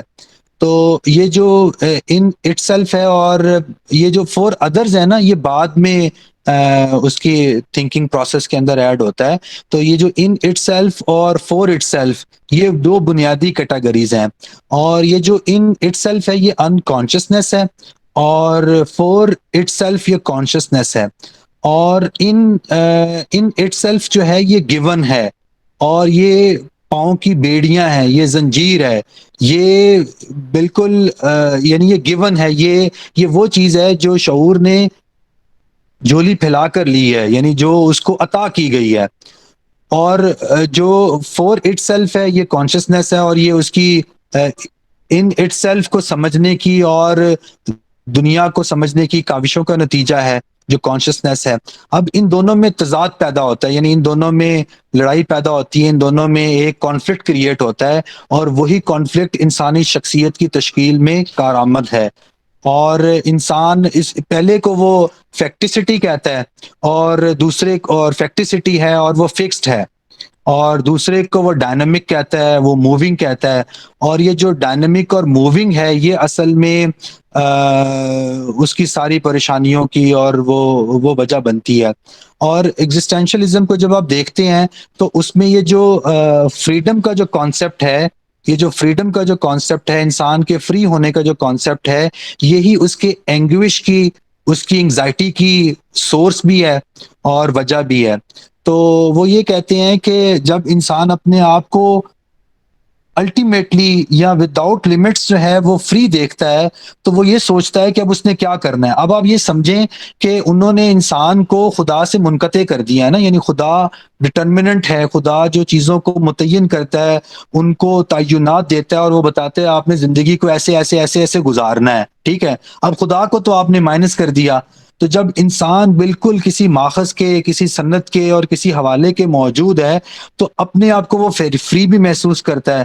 تو جب وہ فریڈم کو الٹیمیٹ صورت میں دیکھتا ہے تو وہ پریشان ہو جاتا ہے اور وہ اس پریشانی میں مبتلا ہو جاتا ہے کہ اس نے کرنا کیا ہے. تو یہ جو پریشانی ہے، یہ اس کی یہ انگزائٹی جو ہے، اگر وہ اس کو ایکسیپٹ نہیں کرتا اور اس کو فیس نہیں کرتا تو اس کو وہ بیڈ فیتھ کا عنوان دیتا ہے. وہ یہ کہتا ہے کہ اگر ہم فیکٹسٹی کو ایکسیپٹ نہیں کریں گے تو ہم بیڈ فیتھ میں گر جائیں گے اور ہم اس کا شکار ہو جائیں گے. تو ہمیں اس کو ایکسیپٹ کرنا ہے اور پھر اپنے آپ کو ریکریٹ کرنا ہے. تو یہ وہ پورا ٹیکسچر ہے جس ٹیکسچر کے اندر وہ انسانی وجود کو دیکھتا ہے اور سمجھتا ہے. اب آپ یہ دیکھیں کہ یہ پورا ٹیکسچر جو ہے یہ کسی بھی طرف انسان کو لے کے جاتا ہے نا. یعنی انسان جو ہے وہ ہر آنے والے دن میں اپنی فیکٹسٹی کو ایکسیپٹ کرے گا اور خود کو ریکریٹ کرے گا.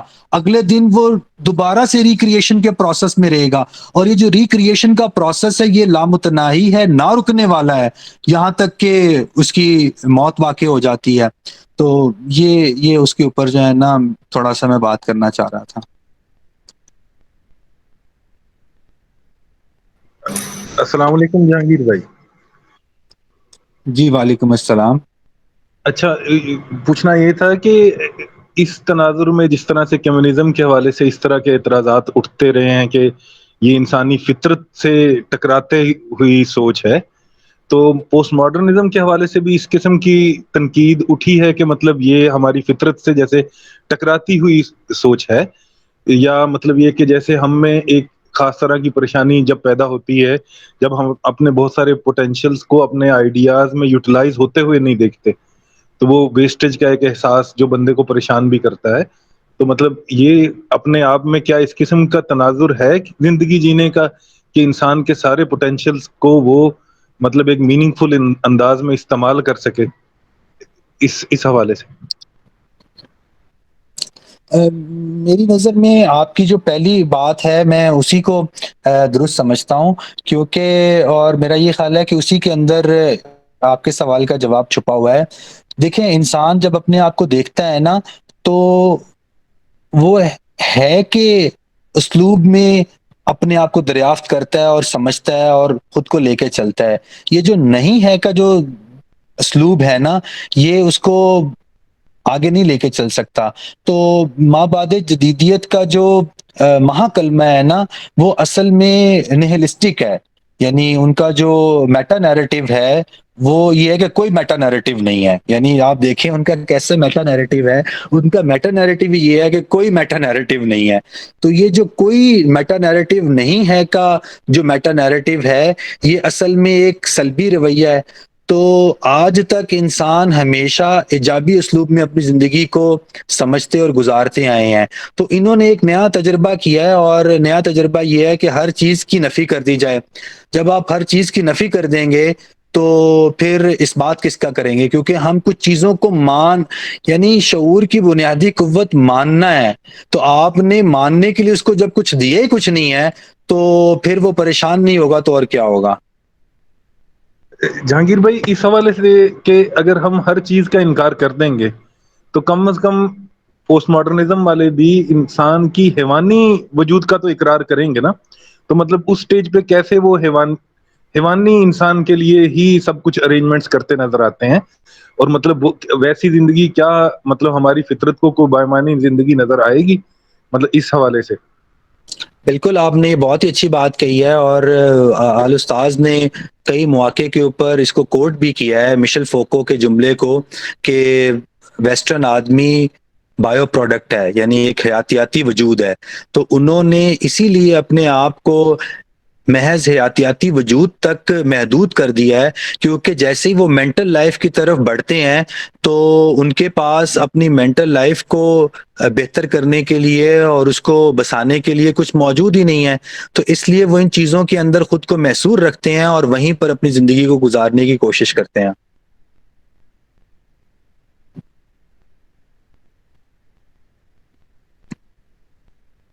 اچھا جہانگیر بھائی، اس کا یہ بھی تھا کہ مطلب جمپ ہم نے کی ایگزسٹینشلزم پہ اور پھر مابعد جدیدیت پہ، اس کا ایک بیک گراؤنڈ بھی ہے.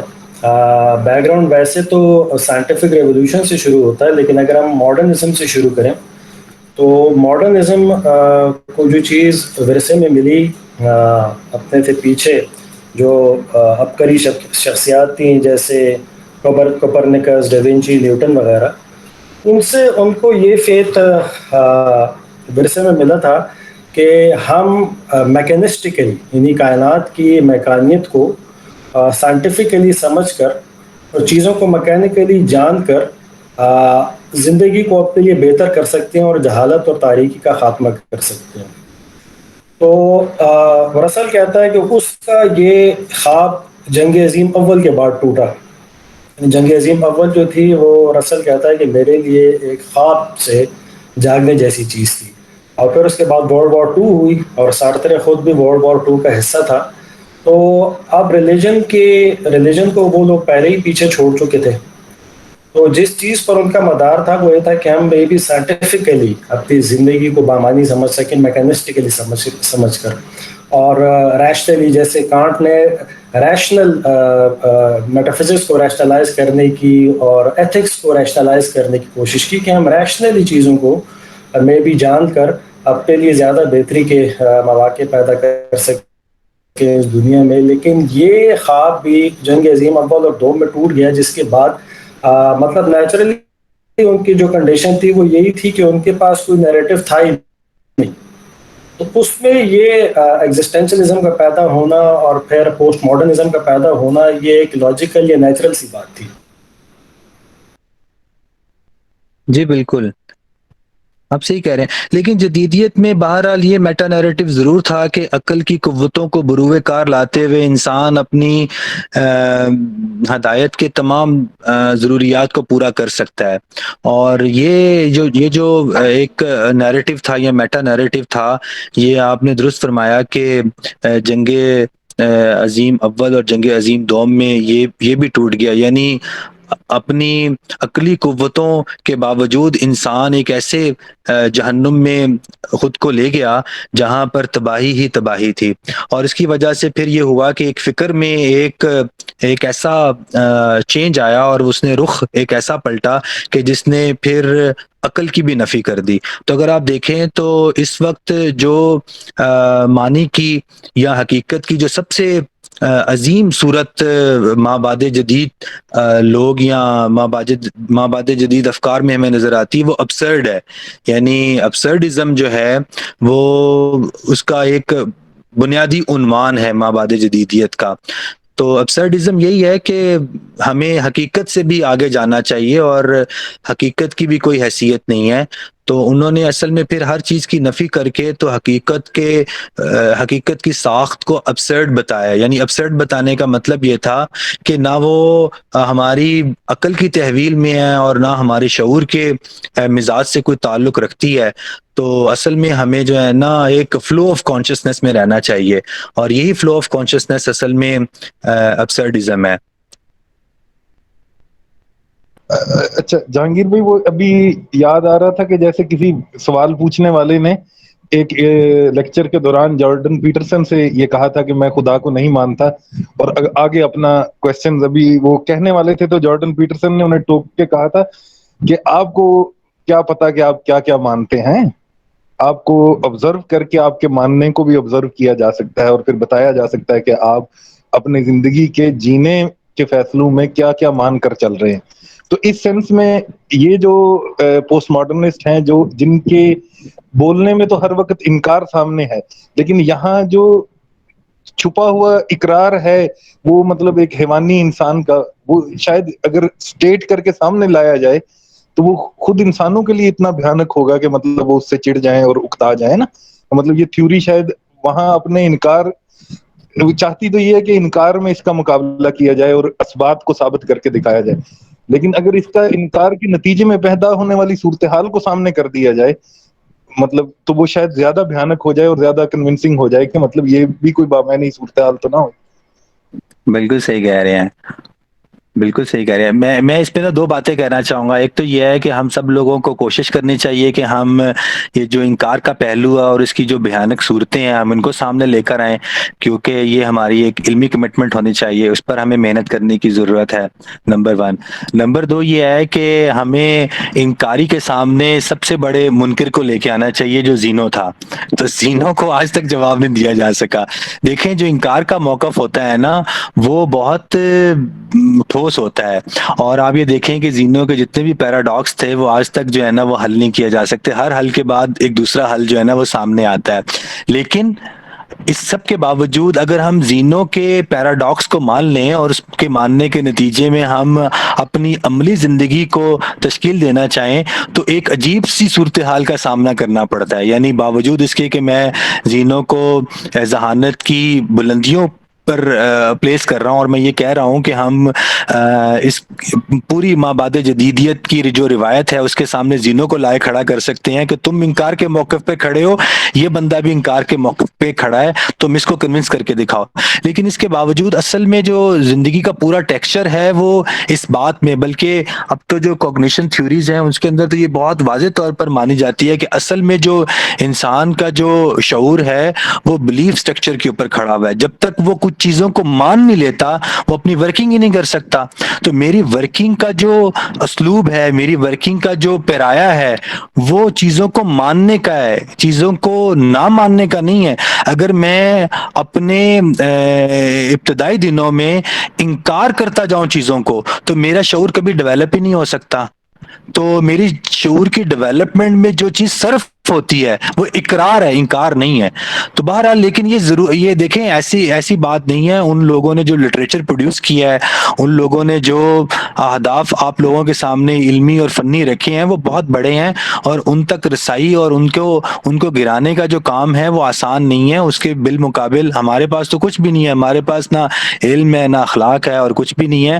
تو ہم لوگوں کی کاوش بھی یہی ہے کہ ہم آپس میں ان چیزوں کی اہمیت کو اجاگر کریں اور پھر مل کر کوئی ایسا ڈسکورس تشکیل کر پائیں جو ڈسکورس ہے وہ ان تمام خطرات کا جواب بن سکے. ہمارا ڈسکورس ڈیفینسو ہی ہوگا, کیونکہ میرا یہ خیال ہے کہ ہم ابھی اس پوزیشن میں نہیں ہے کہ ہم اوفینس میں جا سکیں, لیکن اس کی جستجو اور اس کی کاوش ہمیں ضرور کرنی چاہیے.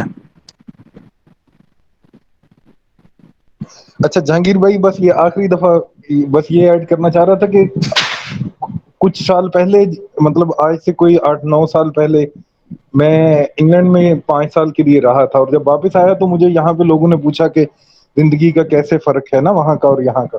تو اس وقت میں نے اپنی مطلب اس وقت جیسی بھی سوچ تھی میں نے یہ عرض کی تھی کہ وہاں پہ سوال تیار ہو رہے ہیں جو یہاں پہنچ جائیں گے نا, اور ان سوالوں کے جوابات کی تیاری نہ ہمارے شاید علماء نے کی ہے, نہ شاید ہمارے اساتذہ نے کی ہے, اور مطلب نہ پیرنٹس اپنے بچوں کو اس حوالے سے شاید بہتر گائیڈ کر سکیں.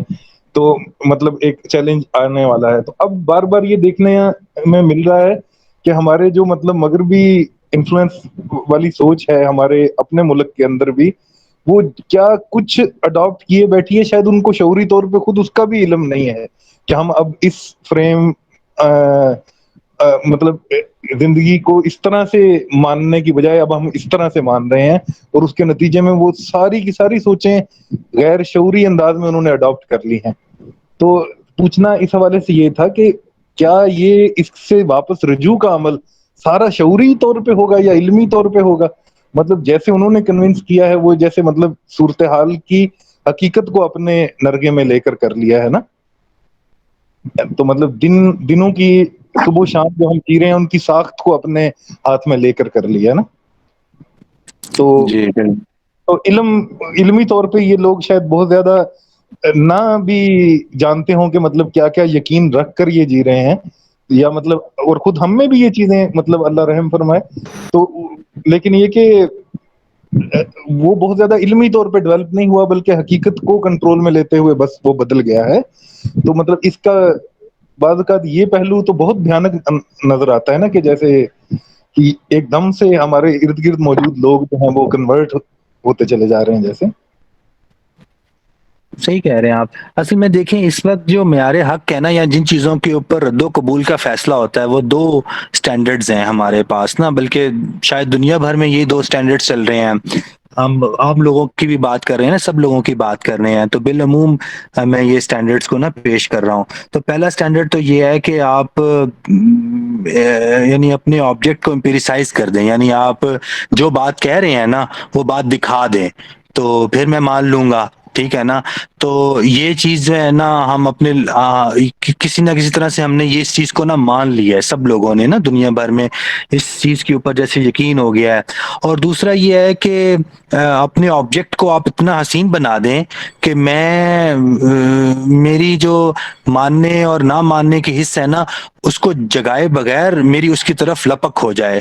تو لوگوں کے رد و قبول کے اندر یہ دونوں معیارات اب شامل ہو چکے ہیں, ہمیں اچھا لگے یا نہ اچھا لگے.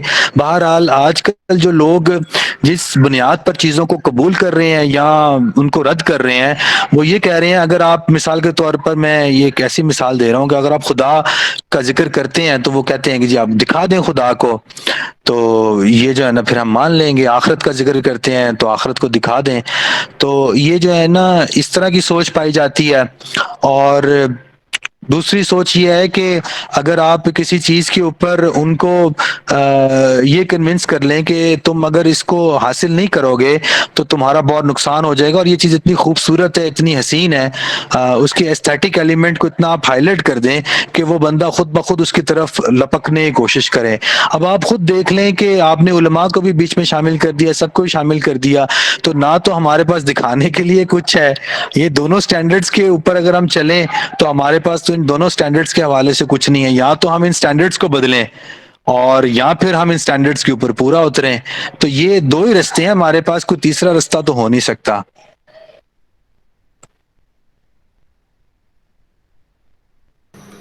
جی جہانگیر بھائی ماشاء اللہ, حال میں کافی سیر حاصل گفتگو ہوئی, جس کو گفتگو کو حال میں آج ختم کرتے ہیں. تقریباً 1.5 گھنٹے 1.25 گھنٹے سے اوپر ہو گیا. موضوع تو کافی طویل ہے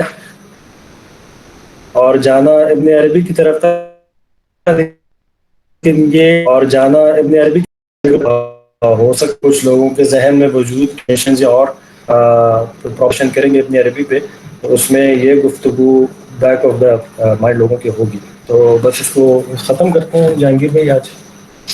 جی بالکل. سو تمام دوستوں کا اور تمام شرکاء کا بہت شکریہ, انہوں نے وقت نکالا اور بہت اچھے اچھے سوالات بھی کیے, ہماری گفتگو کو سنا. تو انشاءاللہ پھر ملاقات ہوگی. اور میں بالخصوص سینٹر آف وزڈم کے شرکاء کا اور جو ان کے منتظمین ہیں ان کا بھی شکریہ ادا کرنا چاہوں گا, کیونکہ اصل میں یہ سیشن ان کے توسط سے منعقد ہوا ہے. اور انشاءاللہ ہم مل کے اس طرح کے مزید نشستوں کا اہتمام کرتے رہیں گے.